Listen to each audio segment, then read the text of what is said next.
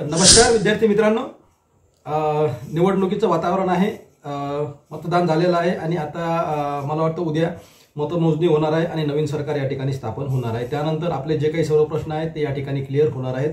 तुम्हाला पोलीस भरतीच्या तयारीला लागावं लागणार आहे, कारण की पोलीस भरतीची भरती होणार आहे आणि त्याचबरोबर वनरक्षक असेल, वनसेवक असेल, वनमजूर असेल, ह्या सुद्धा जागा या ठिकाणी निघणार आहेत. आणि आता या ठिकाणी सरकार नेमकं कोणाचं येणार आहे हा एक महत्त्वाचा विषय असणार आहे. आपल्याला सरकार कोणाचं येईल यासाठी याविषयी आपल्याला चर्चा करण्याची काही आवश्यकता नाही आहे, परंतु जे काही बेरोजगार उमेदवार आहेत, रोजगाराच्या संधी जे सरकार उपलब्ध करून देईल ते सरकार जर सत्तेमध्ये असलं तर विद्यार्थ्यांना या ठिकाणी निश्चितच फायदा होणार आहे. त्याचबरोबर आपला जो काही होमगार्डचा विषय आहे, होमगार्डच्या काही जिल्ह्यामधल्या ज्या काही वेटिंग लिस्ट आहेत त्या वेटिंग लिस्ट त्यांनी ठेवलेल्या आहेत, त्यासुद्धा या ठिकाणी आता निवडणुकीनंतर हळूहळू त्या ठिकाणी चित्र स्पष्ट होणार आहे. पालघरचा विषय आहे, त्यानंतर ठाण्याचा विषय आहे, मुंबईचा विषय आहे, नागपूरचा विषय आहे.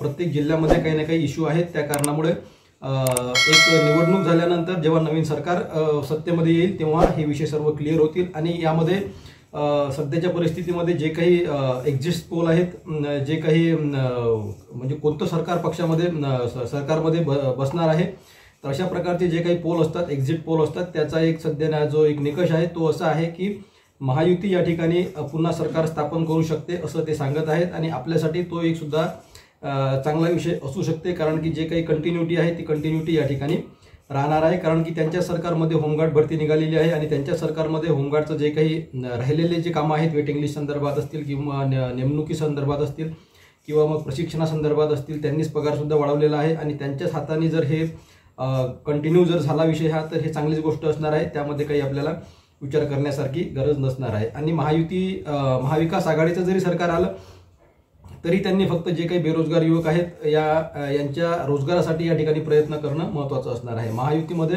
महायुती सरकारने या ठिकाणी 25,000 जागा महिलांसाठी सुद्धा ते काढणार आहेत असं त्यांच्या जाहीरनाम्यामध्ये लिहिलेलं आहे. बेरोजगारांना सुद्धा काहीतरी भत्ता वगैरे ते देणार आहेत असं त्यांनी सांगितलेलं आहे.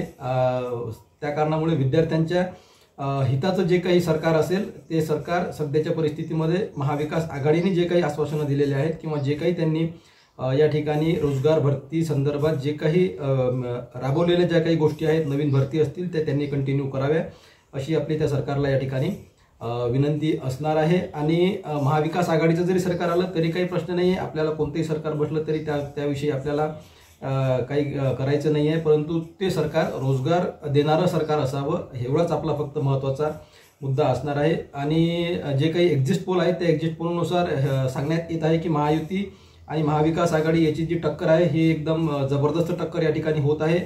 जे काही बहुमताचा आकडा आहे, दोन्ही जे काही पक्ष आहेत, महायुती असेल किंवा महाविकास आघाडी असेल, हे पक्ष दोन्ही त्या संख्येच्या जवळपास जात आहेत. त्या कारणामुळे कुणाचं सरकार बसेल हे सध्याच्या परिस्थितीमध्ये सांगता येत नाही. एक्झिट पोल सुद्धा या ठिकाणी कन्फ्यूज आहेत, कारण की जवळपास 5-6 पार्ट्या आहेत आणि त्या पार्ट्याचं कॅल्क्युलेशन करणं हे त्यांच्यासुद्धा डोक्याच्या बाहेर गेलेला विषय आहे. त्या कारणामुळे सरकार कोणाचं बसेल हे ते सुद्धा सांगू शकत नाही आहेत. परंतु मला असं वाटतं की महायुतीचं सरकार या ठिकाणी जर ते त्या बहुमताच्या आकड्याच्या जवळपास जर ते गेले तर ते सरकार स्थापन करू शकतात, कारण की ते अनुभवी आहेत. ते अपक्षांना सुद्धा जवळ घेऊ शकतात, बंडखोर जे आहेत त्यांना सुद्धा जवळ घेऊ शकतात आणि जो काही मॅजिक फिगर आहे तो मॅजिक फिगर या ठिकाणी ते गाठू शकतात आणि सरकार स्थापन करू शकतात. कारण की सत्तेत नसताना त्यांनी जर शिवसेनेचे जवळपास 40 आमदार घेतले होते, तर आता तर ते सत्ता स्थापन करण्यासाठी प्रयत्न करणारच आहेत. त्या कारणामुळे महायुतीचं जरी सरकार या ठिकाणी बसलं तरी आपल्यासाठी तो आनंदाचा विषय असणार आहे. महाविकास आघाडीचं जरी सरकार बसलं तरी तो आनंदाचा विषय असणार आहे. जे काही विद्यार्थ्यांचे जे काही प्रश्न आहेत, महिलांचे जे काही प्रश्न आहेत रोजगारासंदर्भातील, ते सर्व त्यांनी या ठिकाणी क्लिअर करावे अशी आपली त्यांना विनंती असेल. विशेष करून होमगार्डचा जो काही रखडलेला विषय आहे वेटिंग लिस्ट संदर्भातला, तो सुद्धा त्यांनी या ठिकाणी क्लिअर करावा अशी आपली त्यांना विनंती असेल. त्याचबरोबर पोलीस भरतीचं जे तुम्ही सांगितलेलं आहे, डिसेंबरमध्ये पोलीस भरती होणार आहे जवळपास 12,000 जागेची, ते सुद्धा त्यांनी लवकरात लवकर क्लिअर करावी, लवकरात लवकर वॅकन्सी काढावी सरकार स्थापनेनंतर. आणि जे काही 25,000 महिलांसाठी या ठिकाणी जागा ते भरणार आहेत त्याची सुद्धा या ठिकाणी वॅकन्सी काढावी अशी आपले त्यांना या ठिकाणी विनंती असणार आहे. आणि आपले जे काही व्हिडिओ आहेत ते व्हिडिओ या ठिकाणी कंटिन्यू राहणार आहेत. परंतु तुम्हाला पुन्हा एकदा सांगतो, पोलीस भरती, वनरक्षक भरती, तलाठी भरती आणि आरोग्य विभागामध्ये सुद्धा काहीतरी भरती निघू शकते.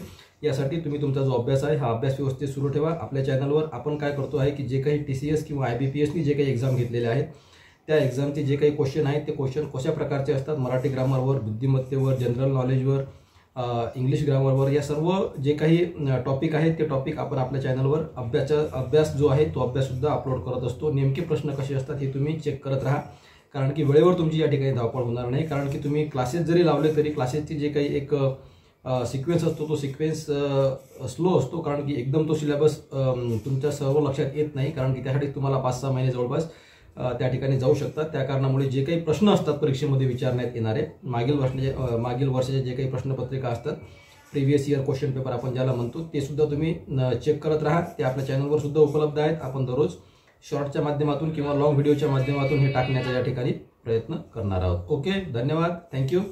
अजून काही तुम्हाला माहिती असेल कमेंट्समध्ये विचारा, आपण तुमचं उत्तर या ठिकाणी देण्याचा प्रयत्न करणार आहोत.